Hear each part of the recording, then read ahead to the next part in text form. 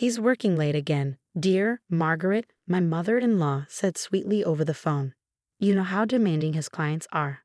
I looked at the security camera feed on my laptop. My husband, David's car, was parked outside a fancy apartment building across town.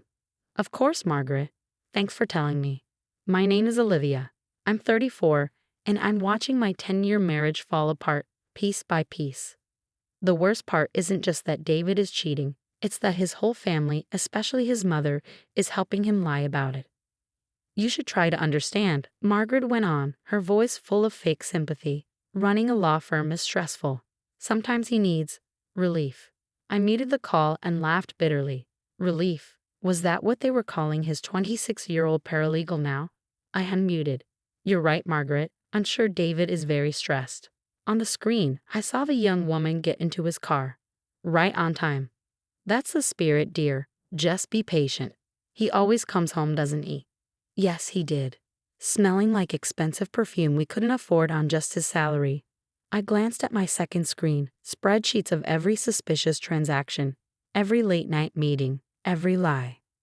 I appreciate your concern, Margaret, but I have to go. Work is calling. I hung up before she could reply. My eyes stayed on the screen as David's car drove away. 3 months ago, I would have cried. 3 months ago, I still believed his excuses. But that was before I found a marriage registration form for Thailand in his briefcase. Before I learned he planned to marry his mistress without divorcing me or splitting our assets. My phone buzzed.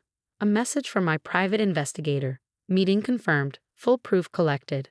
I smiled. David had no idea about the hidden camera in his office. The one that caught him telling his mistress just yesterday. Once we're married in Thailand, Olivia won't know anything. The house, the firm's assets, they'll all stay mine. My laptop dinged, an email from our accountant confirming the shady transactions I had flagged. David thought he was being sneaky, moving money into a secret account. He didn't realize I had been tracking every dollar for months. That evening, Margaret called again, her voice smug. David just called me. He's closing a huge case tonight. Isn't it wonderful how hard he works? I pulled up a hotel receipt on my screen, a luxury suite booked under his company card. Yes, Margaret. Really wonderful. You know, Olivia, she hesitated, pretending to care. If you put more effort into your looks, maybe you wouldn't work such long hours. I thought about my designer clothes, my daily gym sessions, my successful career. None of it mattered to Margaret. To her, I would never be good enough for her son. Maybe you're right, I said, keeping my voice steady. I should probably focus more on myself. She didn't catch the hidden meaning in my words.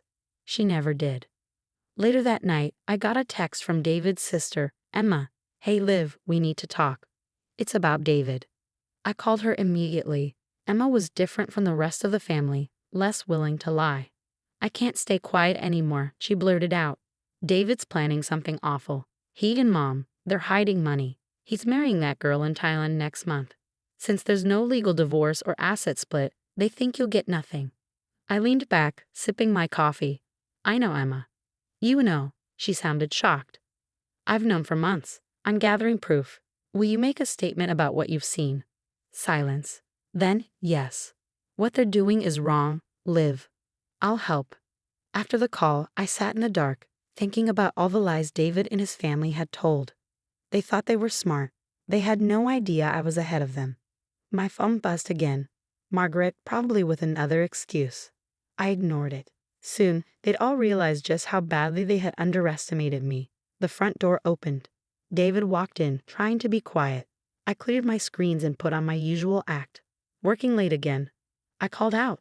He stopped in the doorway, loosening his tie, flashing a guilty smile. Big case. You know how it is. I smiled back. Of course. Your mother called to tell me. His shoulders relaxed. Good old Margaret, always covering for him. If only they knew what was coming. Everything changed 3 weeks later, when Margaret made her first mistake. I was reviewing security footage in my office when she called, her voice unusually agitated. Olivia, dear, I need you to sign some papers for the firm. Just some routine documents. I can bring them by today. I smiled, knowing exactly what those routine documents were. My PI had already obtained copies, transfer of ownership forms that would remove my name from our joint properties. all part of David's careful plan to leave me with nothing. Of course, Margaret, I'm working from home today. Stop by any time. She arrived an hour later, clutching a manila envelope and wearing her fakest smile. I'd set up a hidden camera in the living room, ready to capture everything. These just need your signature, she said, spreading the papers on the coffee table. David mentioned you've been so busy lately, he didn't want to bother you with paperwork. I picked up the first document, pretending to read it carefully. How thoughtful of him. And you bringing these by yourself. Well, you know how it is. Family helping family. She patted my hand condescendingly. I pulled out my phone and started recording. Before I sign, Margaret, could you explain exactly what these documents are for? She shifted uncomfortably. Just routine property transfers, dear. Nothing to worry about. Nothing to worry about? I met her eyes steadily. Like David's upcoming trip to Thailand? Nothing to worry about there either. The color drained from her face. I don't know what you're talking about. I pulled out my laptop and turned it toward her. On the screen was a video of David and his mistress in his office, discussing their marriage plans. Margaret's hands began to shake. How did you? I know everything, Margaret. The affair, the hidden assets, the plans for a secret marriage. I have proof of all of it. I started playing another video, this one of Margaret herself, helping David move money between accounts. You've been spying on us? Her voice rose with indignation. No, Margaret. I've been protecting myself. Did you really think I was that stupid, that naive? She stood up abruptly, gathering the papers. You'll regret this. David will never forgive you for going behind his back. I laughed, actually laughed. Like he went behind mine? Like you helped him do it? Does Emma know about all of this too? At the mention of Emma, Margaret froze. Leave your sister-in-law out of this. Too late. She came to me weeks ago, told me everything. She's willing to testify about what you and David planned. Margaret sank back onto the couch, her carefully maintained facade crumbling. He's my son. I was protecting him.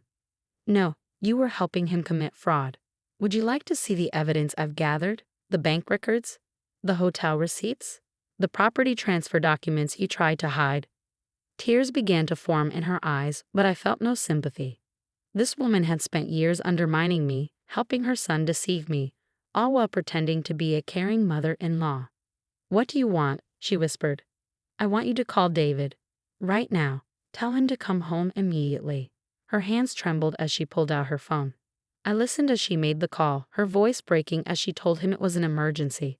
Within 20 minutes, I heard his car in the driveway. David burst through the door, then stopped short at the scene before him. His mother in tears, me calmly sitting with a laptop full of evidence. What's going on? He demanded. Show him, Margaret said quietly. I turned the laptop toward him and started playing the videos. One after another, irrefutable proof of his deception. His face went from anger to shock to fear. How long have you known? He finally asked. Long enough to document everything. The affair, the fraud, the plans for Thailand. Did you really think I wouldn't figure it out? He ran his hands through his hair, a gesture I once found endearing. Now it just seemed pathetic. Olivia, we can talk about this. No, David, we can't. But your lawyer can talk to mine. I handed him a business card. Everything goes through them now. You'll ruin him, Margaret protested weakly. No, Margaret. You and David did that yourselves. I just gathered the evidence. David started pacing, his legal mind probably racing through scenarios. The firm will survive, but not with you at the helm. The partners might be interested in knowing how you've been mishandling client funds to finance your affair. His face went pale. You wouldn't. Try me. I stood up, gathering my laptop. I've arranged for a hotel room. You can stay here tonight, pack your things. But tomorrow, I want you gone. Margaret stood too, her earlier confidence replaced by defeat. All this time we thought. You thought I was weak, naive, easy to manipulate. I smiled.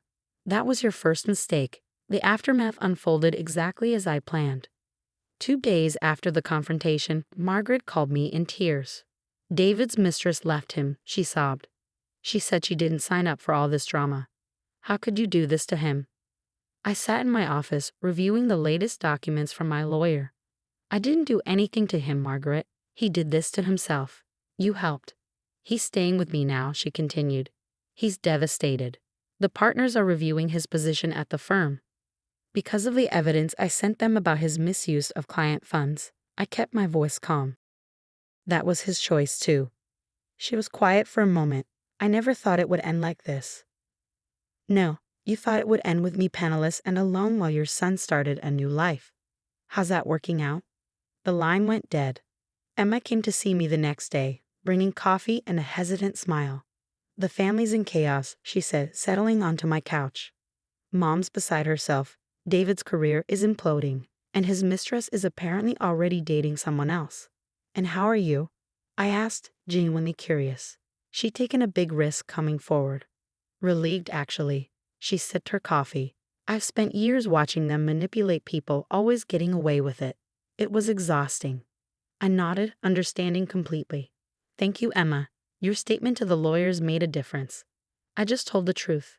Finally, she paused. Mom's not speaking to me now. Give her time. She's learning actions have consequences. The divorce proceedings moved quickly. David, facing potential disbarment and criminal charges for financial misconduct, agreed to my terms without argument. The prenup he tried to circumvent with his Thailand scheme now worked against him. I got the house, half the firm's value, and a clear conscience. His mistress, the young paralegal, found a new job at a different firm. Last I heard, she was dating one of the partners there. David's careful plans had crumbled so completely, it was almost sad. Almost.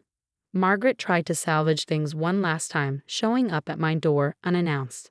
We're still family, she pleaded. Can't we just forget all this unpleasantness?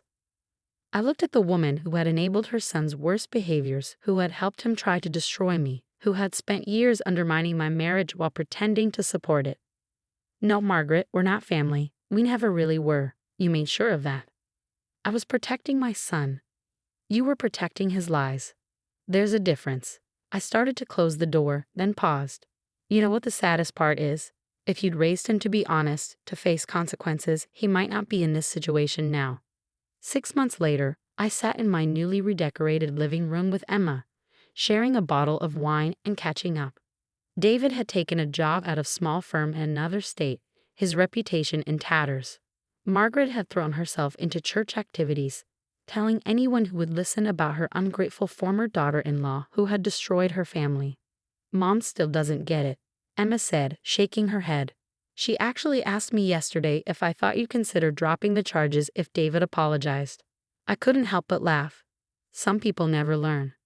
But some do. Emma raised her glass. To new beginnings.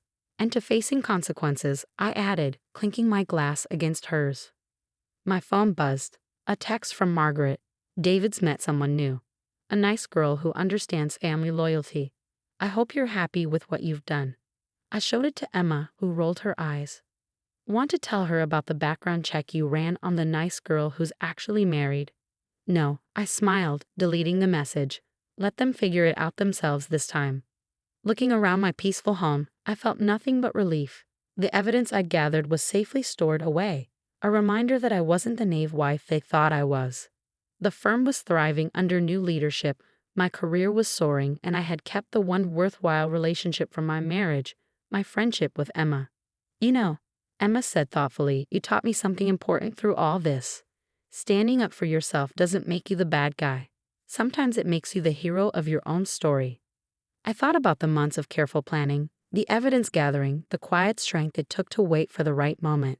I thought about Margaret's tears, David's shocked face, and the collapse of their carefully constructed lies. Not the hero, I corrected her.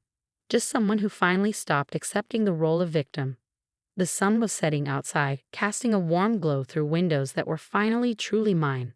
Sometimes the best revenge isn't about getting even, it's about getting free.